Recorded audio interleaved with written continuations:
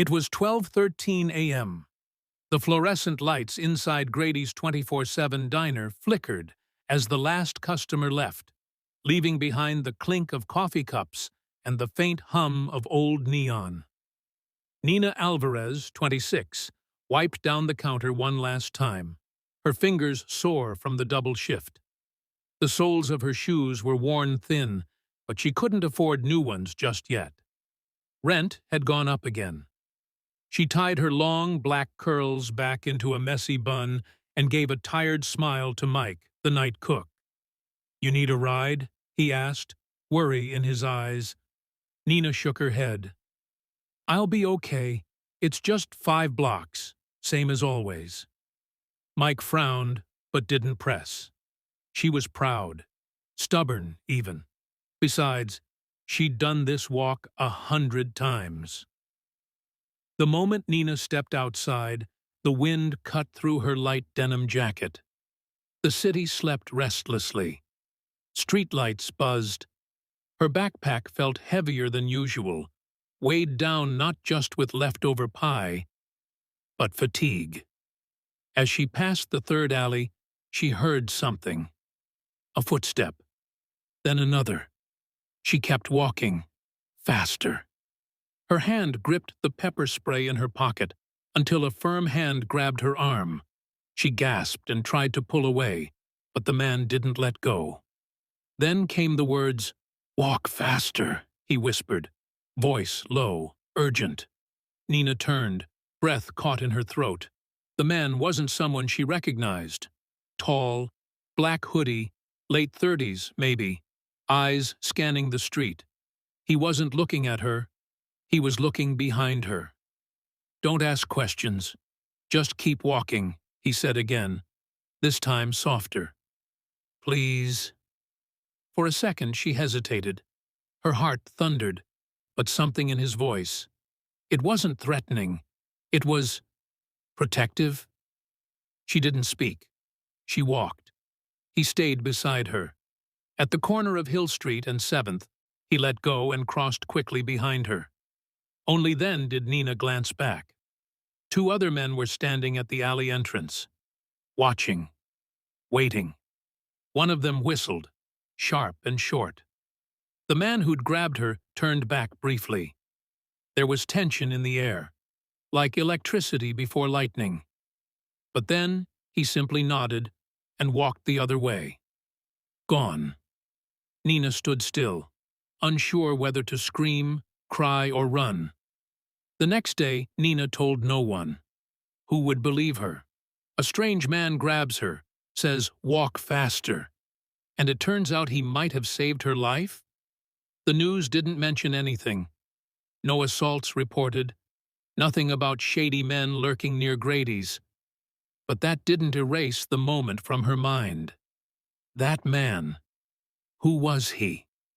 She started carrying pepper spray in her hand every night. Kept her phone unlocked, her keys between her fingers. But nothing happened. Until 5 nights later. She was again walking home, now more alert. She turned the corner to Hill and 7th, and saw him. Same man, leaning against the same lamppost. This time, she walked right up to him. "You," she said. "Why did you help me?" He looked at her, surprised, then looked away. "Didn't help, just didn't want to see someone get hurt." "That's helping." He shrugged. "What's your name?" He hesitated. "Terrell." She offered her hand. "Nina." That's how it started. Over the next few weeks, Nina learned more about Terrell. He had once worked construction, had a daughter, Sierra, who lived with her mom upstate. But 5 years ago, he'd done time. A bar fight gone too far. Self-defense, he said. But the system didn't see it that way. Since then, jobs were hard. People crossed the street when they saw him. He worked odd gigs, roofing, deliveries. But mostly, he stayed invisible. That night, near the alley, he had seen the men lurking. He recognized them, the way they moved. He knew that look. "I've seen what happens when people look away," he told her once. "I couldn't do that again." Nina began bringing him coffee from the diner. Sometimes pie, sometimes just company. He never asked for anything. But he always said thank you, like it was the first real thing he'd been given in years. She learned that Tyrell kept a notebook in his pocket, wrote things down, quotes, observations, poems he never called poems. One read, "The world don't ask who you are, just who they think you've been." She read it twice, and looked at him differently after that. One night, she asked, "Do you want a fresh start?" He didn't answer. Nina spoke to Mike, quietly, told him about Tyrell, his background. Mike was hesitant, but he trusted Nina. "I can give him a shot. Dishes, maybe, if he wants it." When she told Tyrell, his face changed. A mix of hope and fear. "You trust me with this? I trust who you are now, not who you were then." He nodded. "All right." He showed up the next morning, early, in clean clothes, hands trembling. For the first week, he was quiet, polite, tireless. Customers didn't notice, but one man did. A cop named Richie, regular at the diner, recognized him. "Hey," he said one day, "aren't you the guy who was locked up for aggravated assault?" Tyrell froze. Richie didn't back down. "Didn't know Grady's was hiring ex-cons now." Nina stepped in. "We're hiring humans, officer." The tension in the diner was thick, but Tyrell didn't react. He just went back to washing dishes. That night, Nina asked if he was okay. "Used to worse," he said. "But thank you for saying something." 3 weeks later, the diner was quiet again. Rain poured. Nina was locking up when a panicked woman burst through the door. "My daughter!" she cried. "She ran away. My car broke down. I saw the lights. Please help me." Nina didn't hesitate. Tyrell stepped out from the back. "What does she look like? Where was she headed?" They grabbed flashlights, walked into the night, rain in their eyes. 15 minutes later, Tyrell found her, crying beneath a bench at the park. He knelt, spoke softly. The girl clung to him. When they returned, the mother sobbed. "You saved her. I don't even know your name." "Tyrell." The next day, Officer Richie returned and shook his hand. Word spread, not about Tyrell's past, but about his present. The man who helped strangers. The man who stayed late to clean. Who didn't raise his voice, even when insulted. A local news piece was written. Second chances at Grady's. One day, a man came into the diner wearing a suit and a quiet smile. He asked for Nina, handed her an envelope. Inside, an offer letter from a non-profit that supported re-entry employment for ex-convicts. A job, a grant, for Tyrell. "I saw your story," the man said. "My sister was once helped by someone like him." It had been months. The city looked different. Or maybe Nina did. She walked home again one night, alone, but not afraid. When she passed Hill and 7th, Tyrell was no longer leaning against the pole. He was inside his own small food truck, Tyrell's Midnight Grub, serving hot sandwiches and poetry quotes taped to the napkins. He waved. She waved back. Life had shifted. Sometimes strangers hurt, but sometimes they save. Sometimes the people we fear the most are the ones who've already learned what it means to protect, to heal, to rise. And all it took was a man who said, "Walk faster." Nina's breath came in quick gasps as they jogged down the alley. Her shoes slapped the pavement, every sound echoing in the narrow corridor. The man's grip on her arm was firm, but not painful. He wasn't dragging her, he was shielding her. Whoever he wasn't the threat. When they reached the end of the alley, he ducked behind a dumpster, pulling her with him. "Stay quiet," he whispered. Footsteps pounded past the alley entrance. 3 men, 2 white, 1 Hispanic, ran by, their voices sharp and frantic. "Where'd she go?" Nina felt her chest tighten. She recognized one of them, the one who had been staring at her earlier in the diner. After a few tense moments, the man turned to her. "We're clear for now, but they'll circle back." "Who are you?" Nina asked. He hesitated. "Name's Malik. I work the night shift at the city sanitation department. I saw them watching you when I passed the diner earlier." "You were watching me too," she said, wary. "I was watching them, saw the way they looked at you. Something felt off, so I circled around when I saw you leave." Nina's voice cracked. They had a van." "I know," Malik nodded. "That's why I didn't shout. Just grabbed you. Safer that way." They crouched in silence for a few moments, both catching their breath. Then Malik pulled out his phone and opened a map.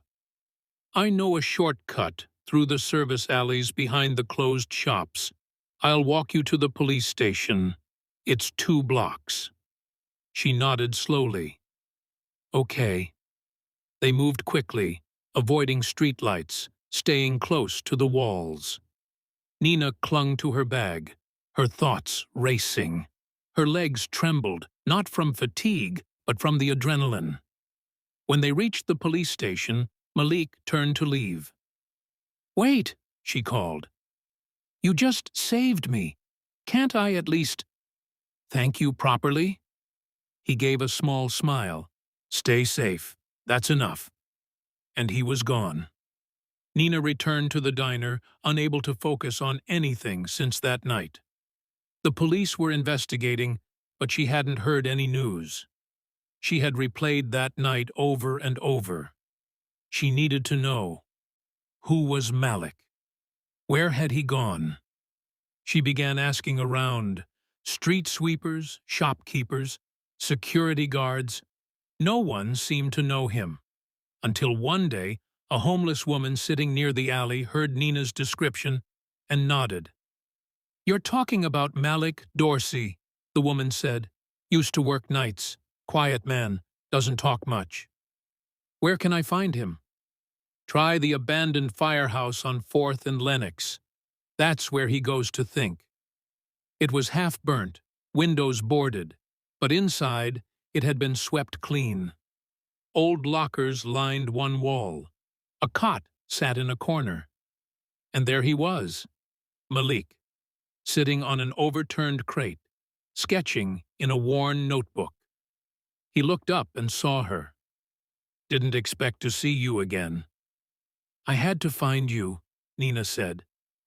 "You saved my life." "I've seen too many girls walking home alone," he said quietly. "Didn't save them all. That's why I walk the city now. Every night." Nina sat beside him. "You work for sanitation?" "Used to. Got laid off. Now I do odd jobs. And walk. Especially on weekends. That's when it's worst." Her eyes welled up. "You're just one man. You can't protect everyone." "But I can protect one," he said. "And maybe that changes something." That weekend, a local news crew aired a story about a kidnapping ring operating in the downtown area. One suspect had been caught. Surveillance footage had shown Nina's narrow escape, but the man in the hoodie had his face turned away. The police issued a call. "The Good Samaritan who helped this woman, please come forward." Malik didn't respond. Nina did.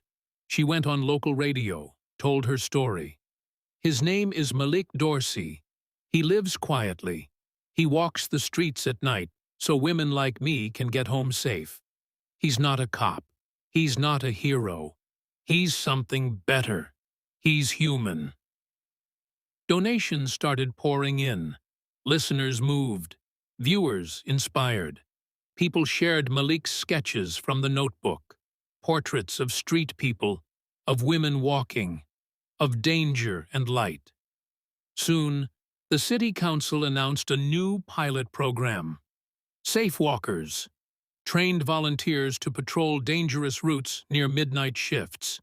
And at the launch event, the guest of honor was Malik Dorsey.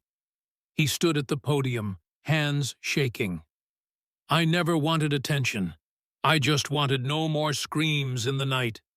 I wanted mothers to stop worrying. I wanted daughters to come home. I didn't save the world, but maybe I helped a small piece of it. Nina stood behind him, her hands clasped. Later that evening, Nina asked about his sketches. He flipped through the pages, stopping at one. It was of a young girl, maybe 15, standing alone at a bus stop. She was my sister, Malik whispered, taken when I was 20. I was late picking her up. Always one step too late. Nina placed her hand over his. That night, you weren't late. Months later, Nina started volunteering at a shelter. On her way home one night, she looked over her shoulder, an old habit. And there he was, half a block behind, hands in pockets, hoodie up, still walking, still watching, still protecting, because someone had to.